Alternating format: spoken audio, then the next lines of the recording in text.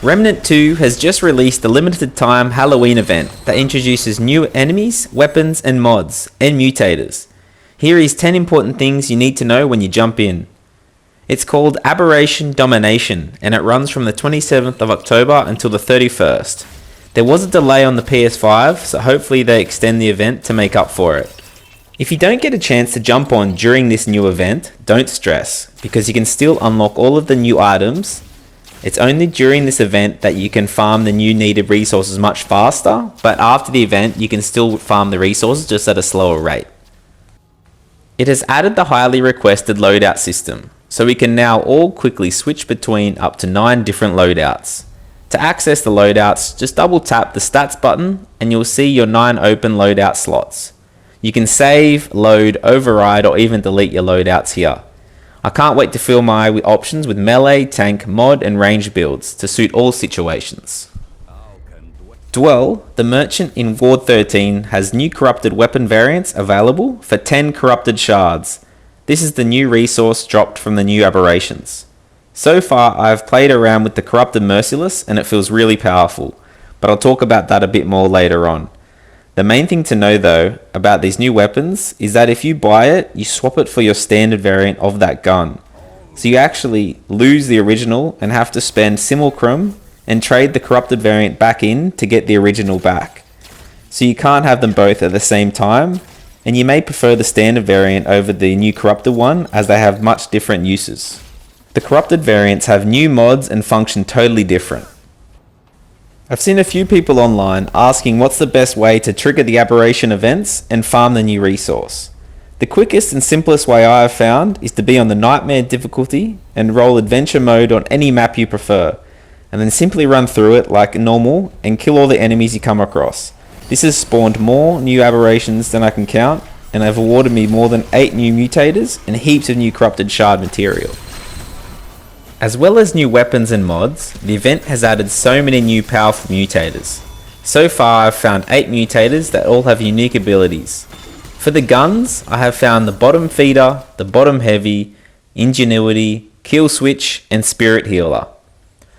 I've put up all of the mutators so you can check their abilities out. I'm most excited about the spirit healer for its health regen mod build that would work perfectly with my Misty mod build that I posted up a couple of weeks ago. Is there any mutators you're most excited for? As for the new guns, it varies what guns you have access to. For me, I can access the Deceit, Merciless and the Meridian. I've only been able to test out the Corrupted Merciless so far and it's quite interesting. It's totally different to the normal Merciless. It has 3 rounds in a magazine with a slow rate of fire. But it has a brand new mod called Bloodshot, and this gives unlimited ammo reserves and quicker reloads. The best part is if you can hit all 3 shots into weak spots, then the gun automatically reloads instantly, giving some very high DPS if you're accurate enough. I'll test the new guns soon and make a separate video about them. If you have access to a different weapon than me, please let me know what it is. The aberrations are new enemies. Well, they're actually old enemies that have now become aberrations with new attacks. Some are very strong and surprise you as you don't know what to expect. So far I've faced about 10 new aberrations, but I know there'll be plenty more. I haven't even tried Narud yet. The 3 main worlds seem to have the same amount of new aberrations in them. I'd be interested to see what happens in Root Earth, but I haven't redone a story mode to find out. If you've done that, please let me know if there's any new ones there. This event has also made the normal bosses we've come to get used to have new attacks that are hard to deal with because we don't really know what to expect until you get used to them.